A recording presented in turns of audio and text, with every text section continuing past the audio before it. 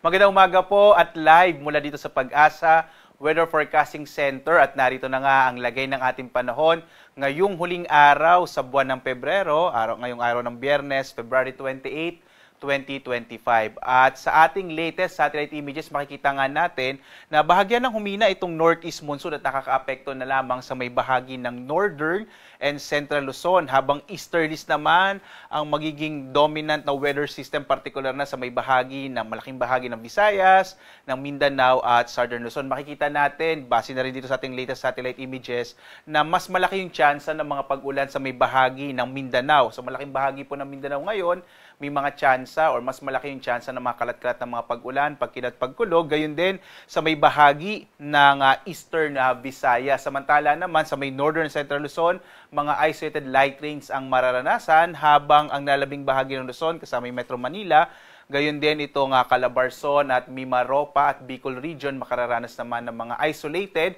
o mga pulupulong pag-ulan, pagkidlat, pagkulog. Kadalasan nangyayari po yan sa hapon hanggang sa gabi.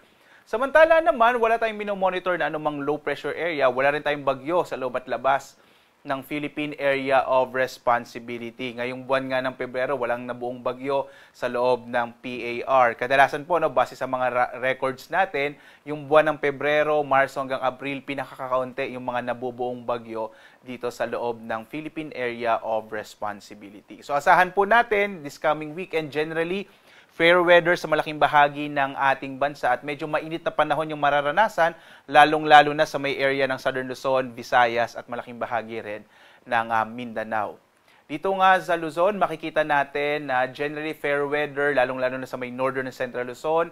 Umiiral pa rin yung amihan, bagamat humina nga po ito, mga isolated light rains sa mararanasan, habang sa nalalabing bahagi ng Luzon, partikular na dito sa Metro Manila, sa may Southern Luzon, sa may Bicol region, Calabarzon at Mimaropa, mga isolated rain showers and thunderstorms naman ang mararanasan. Agwat ang temperatura nga sa Lawag, 21 to 30 degrees Celsius.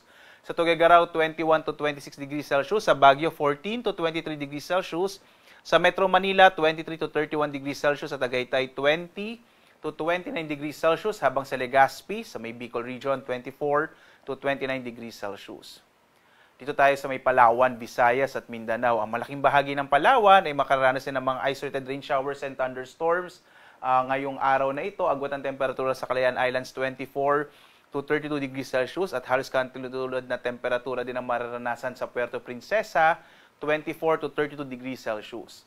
Malaki naman yung tsansa ng mga pag-ulan, lalong-lalo na sa may area ng Samar, Northern Samar at Eastern Samar, dulot ng easterlies, at ang nalalabing bahagi naman ng Kabisayaan ay makararanas ng mga isolated rain showers and thunderstorms. Medyo mainit na temperatura din ang mararanasan sa araw na ito. Agwat ng temperatura sa Iloilo, nasa 25 to 31 degrees Celsius. Sa may area ng Cebu, 26 to 31 degrees Celsius. Habang sa Tacloban, 24 to 31 degrees Celsius. Sa Mindanao naman, malaking bahagi ng Mindanao ay makararanas ng maulap na kalangitan na may mga pag-ulan, lalong-lalo na sa may silangang bahagi at katimugang bahagi ng Mindanao, dulot yan ng easterlies. At ang agwat ng temperaturang mararanasan sa Zamboanga, 25 to 33 degrees Celsius. Sa Cagayan de Oro, 24 to 30 degrees Celsius. Habang sa Davao, 23 to 31 degrees Celsius. Sa mga kababayan po natin sa Mindanao, dahil ngayon nasa natin na may mas malaking tsansa ng mga pag-ulan, mag-ingat pa rin sa mga banta ng mga biglaang pagbaha o flash floods at pagguho ng lupa o landslides. Samantala, dahil humina na nga itong amihan, wala tayong nakataas na gale warning sa ating bansa, kaya ligtas sa pumalaot ang mga sakyang pandagat malilit na mga bangka sa mga baybayin ng ating kapuluan.